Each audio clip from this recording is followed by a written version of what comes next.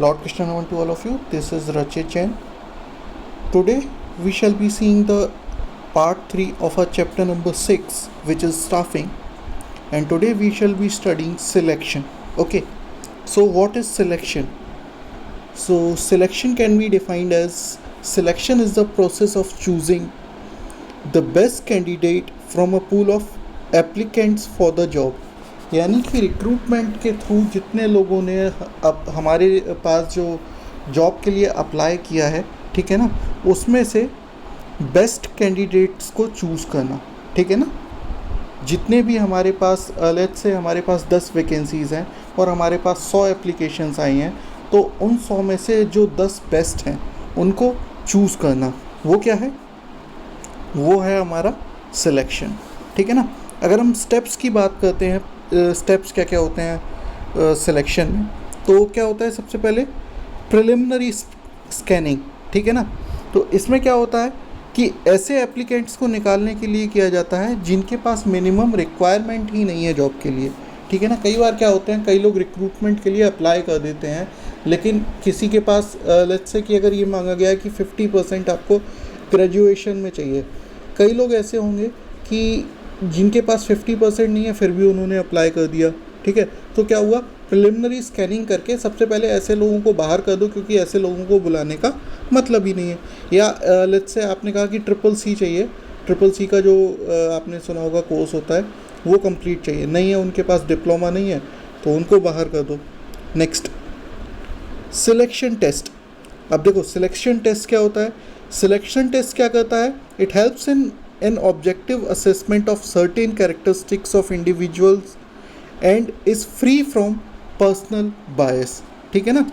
ये क्या होता है, ये एक टेस्ट होता है जिसके ज़रिए हम लोग जो लोग हैं उनकी सारी चीज़ों को टेस्ट कर सकते हैं, उनको असेस कर सकते हैं। असेस करने से मतलब ये है कि उनको पूरी तरह से देख सकते हैं कि वो कितने काबिल हैं जॉब के लिए, ठीक है ना। और ये पर्सनल बायस से फ्री होते हैं। क्यों? क्योंकि हम क्या करते हैं, हम लोगों को रोल नंबर देते हैं, हमें नहीं पता किसका कौन सा रोल नंबर है, ठीक है ना। और हम सबके लिए एक सा एग्ज़ाम सेट करते हैं, ओके। तो इसको अभी हम देख सकते हैं कि ये तरीका क्या होता है, ठीक है। थोड़ा सा शिफ्ट करते हैं, सिलेक्शन टेस्ट से सीधे सीधे आते हैं important test used for selection of employees, ठीक है ना। ये इसी का ही पार्ट है सिलेक्शन टेस्ट का, ठीक है। सबसे पहले क्या होता है, इंटेलिजेंस टेस्ट। इसमें क्या होता है कि साइकोलॉजिकल टेस्ट होते हैं कुछ, ठीक है ना, जिनके ज़रिए जो IQ लेवल है, ठीक है ना, जो भी लोग आए हैं, जो भी एप्लीकेंट्स हैं, उनका IQ लेवल जो होता है, इंटेलिजेंट क्वेश्चन जिसको हम लोग बोलते हैं, ठीक है ना, वो हम लोग देखते हैं, ठीक है। वो जो कंपनीज़ हैं या जो रिक्रूटमेंट एजेंसीज़ हैं वो देखती हैं, ठीक है। नेक्स्ट होता है एप्टीट्यूड टेस्ट, ठीक है ना। इसमें क्या होता है कि लोगों की पोटेंशियल जो लर्निंग की है, यानी कि सीखने में कितने एक्सपर्ट हैं लोग, ठीक है ना, वो क्या है, वो होता है एप्टीट्यूड। एप्टीट्यूड मतलब किसी नई चीज़ को कैसे आप सीखते हैं, ठीक है ना, उसका टेस्ट। उसके बाद होता है पर्सनैलिटी टेस्ट, ठीक है ना। ये क्या होता है कि पर्सनैलिटी टेस्ट कैसे होता है कि ये आदमी के बारे में आपको ये बताता है कि आदमी किस तरह का है, ठीक है ना, उसका माइंड मतलब कितना सही जगह पे चलता है, ठीक है ना, उसके इमोशंस, रिएक्शंस, मैच्योरिटी, ठीक है ना, और वैल्यू, जो सिस्टम के प्रति वैल्यूज़ हैं। देखिए पर्सनैलिटी टेस्ट जो होता है वो बेसिकली कई बार पर्सनल इंटरव्यू भी हो जाता है, ठीक है ना। आप ये समझ सकते हैं कि पर्सन किस तरह का है। नेक्स्ट होता है आपका ट्रेड टेस्ट। इसमें क्या होता है कि स्किल्स कितनी है, किसी व्यक्ति के पास स्किल्स कितनी है। लेट्स से ट्रेड टेस्ट लेने का एक तरीका होता है कि आप 10 मिनट में 10 क्वेश्चन किसी को सॉल्व करने को दे दो, ठीक है ना। तो वो क्या हुआ, एक ट्रेड टेस्ट, यानी कि उसमें अगर स्किल होगी तभी कर पाएगा। या कोई ट्रिकी क्वेश्चन दे दो, ठीक है ना, वो क्या होगा, ट्रेड टेस्ट में ही वो, अगर उसके पास स्किल्स हैं तभी वो क्वालिफाई कर पाएगा। नेक्स्ट, इंटरेस्ट टेस्ट, यानी कि यहाँ पे कि किसको किस में इंटरेस्ट है, यानी कि किस फील्ड में ज़्यादा इंटरेस्ट है। ये हमारे लिए कहाँ पे काम करेगा, ये ऑर्गेनाइजिंग में काम करेगा, ठीक है ना, कि हम उस स्टाफ को कहाँ पे यूज़ करें, ठीक है ना। जिस फील्ड में ज़्यादा इंटरेस्ट हो वहाँ पे हम यूज़ करेंगे, ठीक है। तो ये क्या हुआ, तरीके हो गए, ठीक है। अब हम लोग बात कर लेते हैं एम्प्लॉयमेंट इंटरव्यू, ठीक है ना। ये क्या होता है, ये फेस टू फेस इंटरव्यू होता है, ठीक है ना। इसमें क्या होता है कि कैंडिडेट और जो इंटरव्यूअर है यानी कि कंपनी के जो लोग होते हैं, डेजिग्नेटेड जो लोग होते हैं, कंपनी क्या करती है, कुछ लोगों का पैनल बनाती है, ठीक है, वो सारे जो कैंडिडेट्स हैं उनका इंटरव्यू लेते हैं, ठीक है ना। सबसे पहले क्या हुआ, प्रिलिमिनरी स्कैनिंग, फिर क्या हुआ, सिलेक्शन टेस्ट, फिर क्या हुआ, इंटरव्यू, ठीक है। फिर क्या होता है, रेफरेंस एंड बैकग्राउंड चेक, यानी कि ये किस लिए किया जाता है कि किसने रेफ़र किया है। लेट्स से कि आपकी कंपनी में कोई एम्प्लॉयज़ जो वर्क कर रहे हैं, ठीक है ना, उन्होंने अगर रेफ़र किया है तो अगर उन देखिए क्या होता है, जब भी कोई कंपनी में कोई व्यक्ति काम कर रहा है और उनके रेफ़र से कोई चीज़ आती है तो उसको प्रेफरेंस दिया जाता है, क्योंकि ये माना जाता है कि हाँ इस व्यक्ति ने भेजा है तो ये व्यक्ति कुछ लेवल तक सही होगा, ठीक है। और फिर होता है बैकग्राउंड चेक, ठीक है ना, यानी कि उसने जो एजुकेशन प्राप्त की है या जो एजुकेशन उसको मिली है वो कहाँ से मिली है, ठीक है, या कोई क्रिमिनल ऑफेंस वगैरह तो नहीं है, तो ये सारा क्या है, बैकग्राउंड चेक।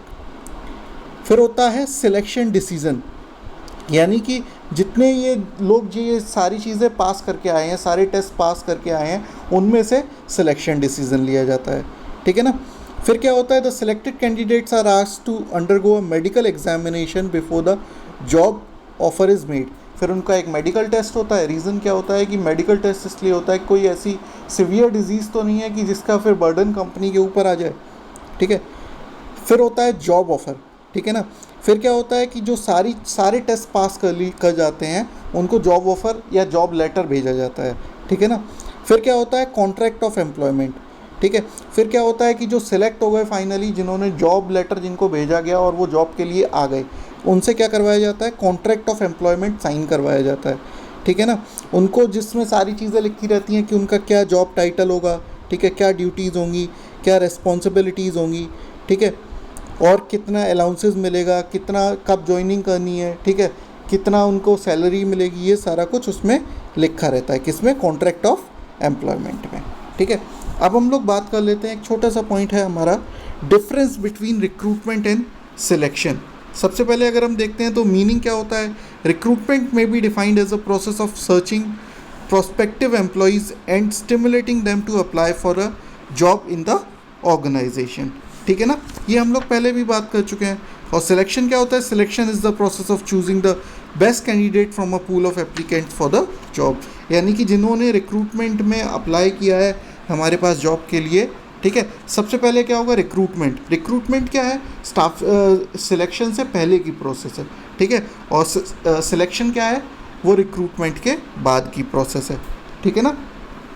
अगर हम बात करें तो दोनों प्रोसेस का अगर हम देखते हैं तो रिक्रूटमेंट क्या है, रिक्रूटमेंट एक पॉजिटिव प्रोसेस है। क्यों, क्योंकि इसमें हम सारे एम्प्लॉयज़ को लेके आते हैं, जितने लोग चाहें अप्लाई कर दें, ठीक है ना। लेकिन सिलेक्शन क्या है, वो एक नेगेटिव प्रोसेस है। नेगेटिव प्रोसेस वो बोलते हैं जब भी हम लोगों को बाहर करना शुरू कर देते हैं, और सिलेक्शन में हम लोग क्या करते हैं, बाहर करना शुरू कर देते हैं। तो किसी को भी बाहर करने की प्रोसेस को हम लोग हमेशा नेगेटिव प्रोसेस बोलते हैं, ठीक है। फिर क्या है, सीक्वेंस, यानी कि अब जैसे मैंने आपको बताया कि जो रिक्रूटमेंट है वो सिलेक्शन से पहले का है, यानी कि इट प्रीसीड्स सिलेक्शन, ठीक है ना। और सिलेक्शन क्या है, वो रिक्रूटमेंट के बाद का स्टेप है, तो क्या हुआ, इट फॉलोज रिक्रूटमेंट, ठीक है। नेक्स्ट वीडियो में हम लोग बात करेंगे अपने ट्रेनिंग एंड डेवलपमेंट की। Okay, thank you.